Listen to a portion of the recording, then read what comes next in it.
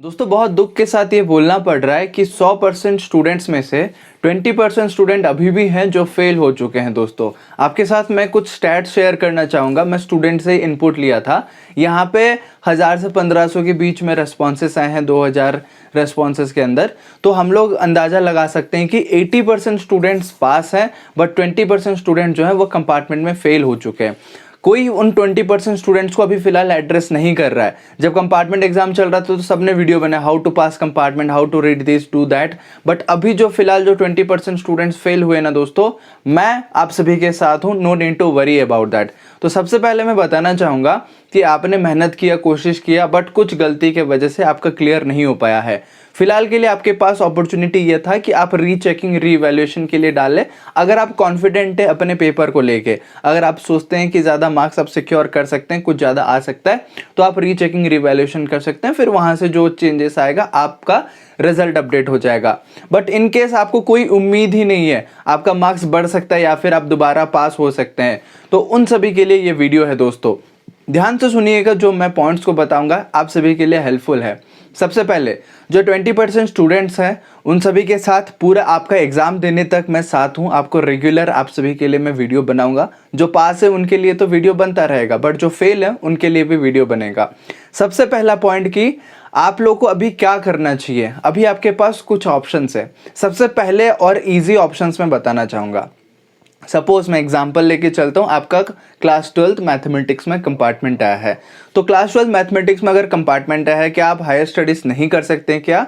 दोस्तों ऐसा नहीं है, आप हायर स्टडीज़ कर सकते हैं, बट ऐसे फील्ड में आपको जाना पड़ेगा जहाँ पे मैथमेटिक्स का ज़रूरत नहीं होगा, जहाँ पे क्लास 12 मैथ्स का कोई इम्पैक्ट नहीं आ रहा होगा। फॉर एग्जाम्पल इंजीनियरिंग फील्ड में आप जाना चाहते हैं, वहाँ पर मैथ्स का बहुत ज़रूरत है। आप प्रोग्रामिंग करेंगे, आप बहुत सारी चीज़ें सीखेंगे जिसमें मैथ्स का यूज़ हो रहा होगा। सो उस डोमेन में आपको एंट्री नहीं मिल सकता अभी फिलहाल के लिए। अगर कर भी लें तो फिर आपको मार्क्स अपडेट लेना पड़ेगा, कुछ अगर जुगाड़ सेटिंग करके कर लें तो आपको दोबारा एग्जाम देके पास होना पड़ेगा। बट मेरे एग्जाम्पल में काफ़ी सारे ऐसे स्टूडेंट्स हैं जो मैथ्स का कंपार्टमेंट आज तक क्लियर नहीं किए हैं, बट फिर भी वो जॉब कर रहे हैं। वो कैसे पॉसिबल हो पा रहा है? क्योंकि वो लोग ऐसे फील्ड में जा रहे हैं जहाँ पे जिस सब्जेक्ट में वो उनका कंपार्टमेंट आया है, जिसमें वो फेल हुए हैं, वो फील्ड में नहीं जा रहे हैं। हमेशा के लिए रहेगा कि आप 12th में या 10th में उस सब्जेक्ट में फेल रहे, आप वो पेपर को क्लियर नहीं किए, बट वो आपके जॉब लाइफ में कोई इफेक्ट नहीं डाल रहा है क्योंकि आप उस रिलेटेड डोमेन में नहीं जा रहे हैं। That is the first thing.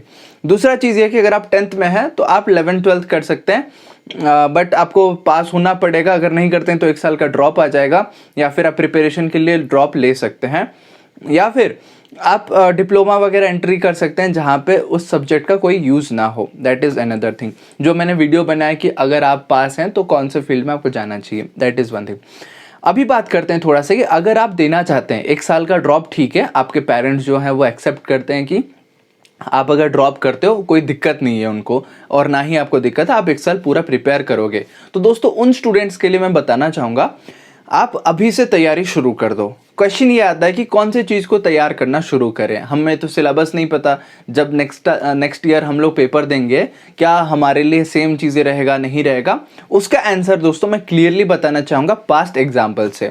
जब मैं क्लास 12th में था CBSE बोर्ड में, उस टाइम हमारा 100 मार्क्स का पेपर हुआ करता था मैथमेटिक्स में।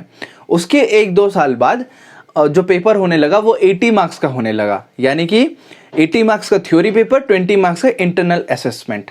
तो दोस्तों यहाँ से ये पता चलता है कि आपका पेपर पैटर्न चेंज होते रहता है। बट जो मेरे बैच में फेल हुए थे वो अगले साल जब कंपार्टमेंट दिए वो कौन से पैटर्न में दिए? क्या वो 80 के बेसिस में दिए या 20 के बेसिस में दिए? तो दोस्तों मैं आपको अपडेट ये बताना चाहूँगा कि जो स्टूडेंट्स लास्ट ईयर से कंपार्टमेंट आए थे उनका अलग एग्जाम हुआ प्राइवेट कैंडिडेट की तरह, और उन लोगों का जिस पैटर्न में वो एग्जाम पेपर दिए थे उसी पैटर्न में पेपर का हुआ। यानी कि 100 मार्क्स अगर वो ओरिजिनल बोर्ड में दिए थे तो 100 मार्क्स का अगले साल प्राइवेट कैंडिडेट के हिसाब से उनका टेस्ट होता था, अलग क्वेश्चन पेपर बनता था और अलग कैलकुलेशन होता था।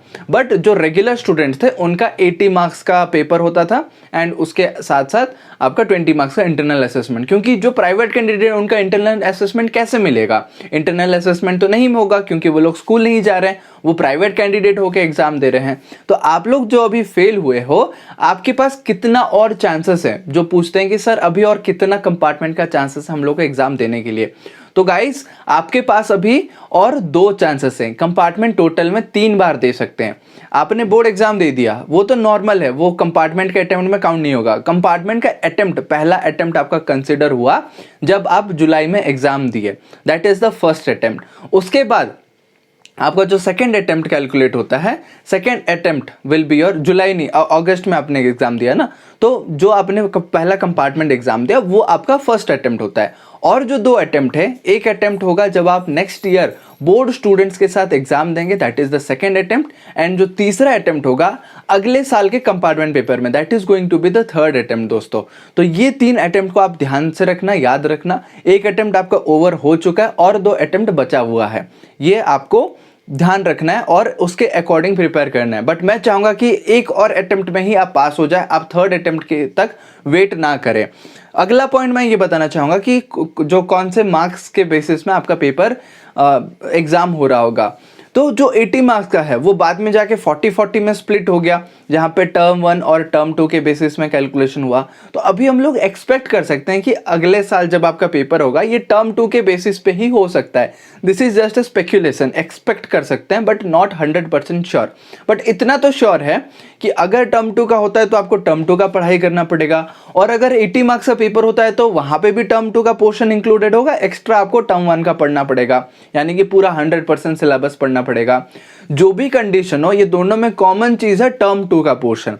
तो आपको अभी से शुरू कर देना पड़ेगा टर्म 2 का प्रिपरेशन। जब डिटेल में नोटिस आए तब आप, अगर टर्म 1 का इंक्लूड होता है तो टर्म 1 का भी आप लोग पढ़ाई कर सकें दोस्तों, क्योंकि आप लोग का स्पेशल बैच था जहां पे टर्म 1 और टर्म 2 ये कोविड के वजह से चेंजेस हुआ था। अगर इस बैच में आप कंपार्टमेंट देना चाहते हो, अभी से आप टर्म 2 का प्रिपरेशन एटलीस्ट शुरू कर दो। और मैं बताना चाहूंगा कि मैं क्लासेस लेना चाहता हूं क्लास 12th मैथमेटिक्स स्टूडेंट्स का।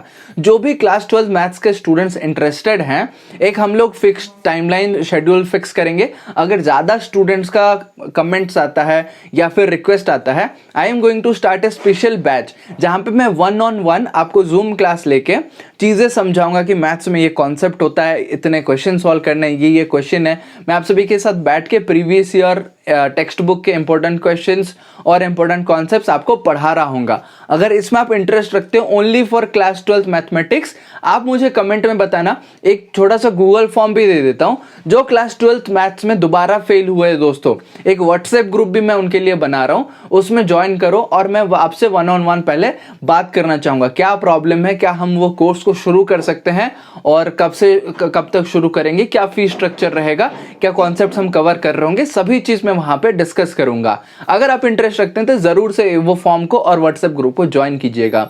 और मैंने सारा क्वेरी कवर कर लिया, कंपार्टमेंट के अटेम्प्ट के बारे में बता दिया। अभी आप क्या कर सकते हैं, क्या ऑप्शन है, क्या आपको वो सब्जेक्ट दोबारा पढ़ के पास होना पड़ेगा या फिर आप फेल हो सकते हैं और जॉब के सेक्टर में जा सकते हैं, सब चीज़ मैंने आपको अच्छे से बता दिया। इसके अलावा भी कुछ क्वेरी आता है, जो लोग फेल हैं वो लोग भी मुझे बताना। और कॉलेज एडमिशन रिलेटेड जो पूछ रहे हैं, जी हाँ दोस्तों, अभी आप कॉलेज एडमिशन कर सकते हो। मार्कशीट के बारे में एक डिटेल वीडियो मैं अप टू डेट आपको बता दूंगा। आई होप दोस्तों आपको ये समझ आ गया होगा। समझ आ गया तो जल्दी से वीडियो को लाइक कर लीजिए, पहली बार देख रहे हैं तो चैनल को सब्सक्राइब कर लीजिए, किसी दूसरे दोस्त का भी कंपार्टमेंट है तो वीडियो शेयर करके उसका मदद कर लीजिए। मिलते हैं अगले वीडियो में, तब तक all the very best and जय हिंद।